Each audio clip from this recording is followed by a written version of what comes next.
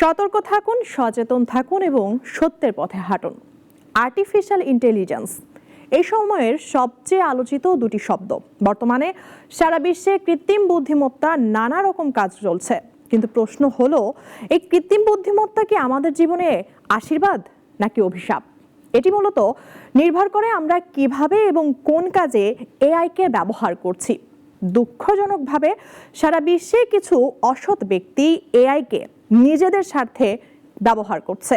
তারা এতটাই নিখুঁতভাবে কাজ করছে যে মিথ্যে এবং বানোয়াট ভিডিও বা ছবি তৈরি করে সাধারণ মানুষের কাছে তা ছড়িয়ে দিচ্ছে, এবং এই ধরনের ভিডিও বা ছবিগুলো সহজেই সাধারণ মানুষের চোখে ধরা পড়ে না এবং এর ফলে সাধারণ মানুষ ক্ষতিগ্রস্ত হচ্ছে।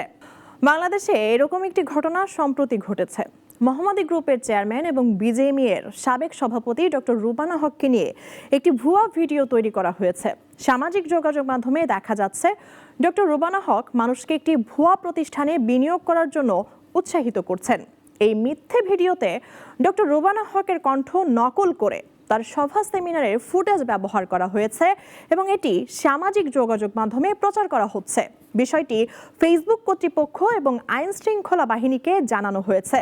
ডক্টর রুবানা হক নিজে এই ঘটনায় খুবই উদ্বিগ্ন। তিনি বলেন, আমি কখনোই এমন কিছু বলিনি যা এই ভিডিওতে বলা হয়েছে।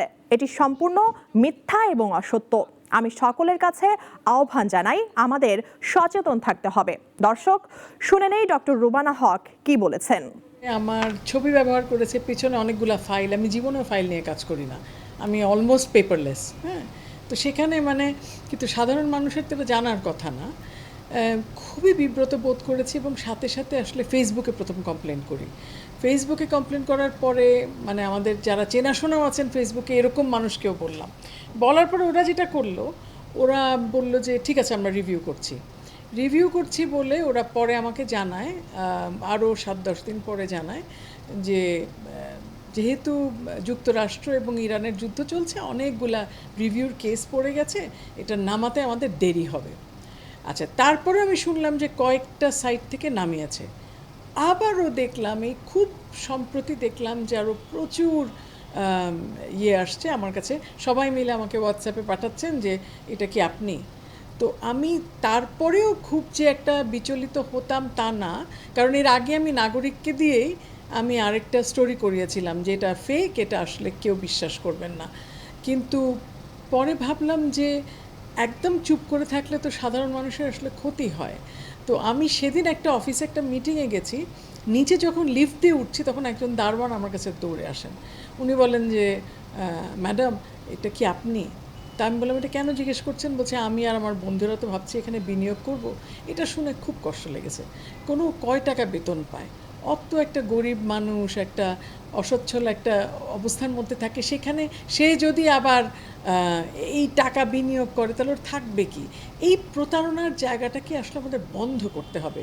তো এই কারণে আমি আপনার মাধ্যমে অন্ততপক্ষে জানাতে চাই যে আসলে পুরো জিনিসটা ভুয়া, ফেক, এবং এটা আমরা যদি নিজেরা নাও বন্ধ করতে পারি, অন্তত এটাকে কেন্দ্র করে অন্তত সচেতনতা বাড়ানো যায় কি না, সেই কয়েকটা পদক্ষেপ আমরা নিতে পারি কি না। জিডিও করেছি এবং এক কর্মকর্তার সাথে কথা বললাম। তো উনি বললেন যে আমরা খুব জোরে সোরে দেখছি, কারণ শুধু তো আপনি না, এরকম আরও কয়েকজন আছে। এর মধ্যে সাইদ স্যার আছেন, আমাদের বিশ্ব সাহিত্য কেন্দ্রের আবদুল্লাহ আবু সাইদ আছেন, তারপরে আমাদের প্রথম আলোর আনিস আছেন, আনিসুল হক আছেন। তো সব মিলিয়ে আমরা অনেকজন, অ্যাটলিস্ট 4-5 জন অন্তত আমার জানা মতে এই একই জিনিসের একই বিপাকে পড়েছেন।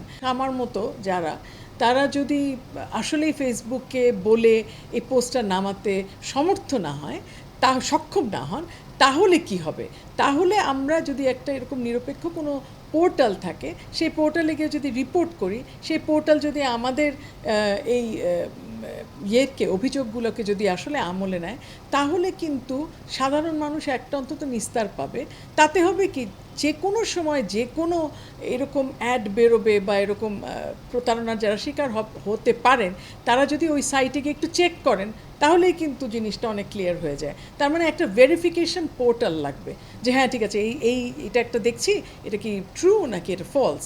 তাতে হবে কি আমরা একটু সময় নিয়ে, এটা কিন্তু যে কেউ ব্যবসাও করতে পারেন এটা দিয়ে, তাতেও আমার আপত্তি নাই। অনেক সময় এটাও দেখবেন যে মানুষ আউট অফ কনটেক্সট কথা ব্যবহার করে ইউটিউবে একটা ভিডিও বানিয়ে দেন এবং সেটা লক্ষ লক্ষ ভিউ হয়ে যায়।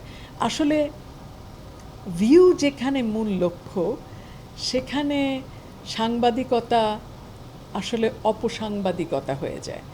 আমাদের আসলে এটা দেখতে হবে যে সাংবাদিকতা কি আসলে স্বচ্ছতাকে কেন্দ্র করে করব আমরা, নাকি শুধুমাত্র প্রতিষ্ঠানের আয় বাড়ানোর জন্য, ভিউজ বাড়ানোর জন্য করছি।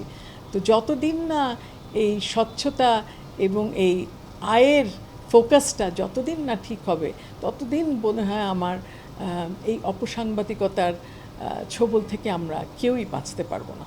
ডক্টর রুবানা হককে নিয়ে এমন একটি ভিডিও প্রকাশিত হয়েছে, কাল হয়তো আপনাকে নিয়েও স্ক্যামাররা এরকম করতে পারে। সুতরাং ডক্টর রুবানা হক খুবই জরুরি একটি কথা বলেছেন যে আমরা একটি প্ল্যাটফর্ম গড়ে তুলতে পারি যেখানে সব ধরনের মিথ্যে ভিডিওগুলি সম্পর্কে জনসাধারণকে সচেতন করা যাবে, মানুষ সচেতন হবে। আমাদের সামাজিক যোগাযোগ মাধ্যমের সব ভিডিও বা ছবি দেখার আগে সতর্ক থাকতে হবে। এর সত্যতা কতটুকু তা অবশ্যই বিবেচনা করতে হবে। একে অপরের সঙ্গে কথা বলুন, সতর্ক থাকুন। আপনার সচেতনতাই আপনাকে প্রতারণার হাত থেকে রক্ষা করতে পারে।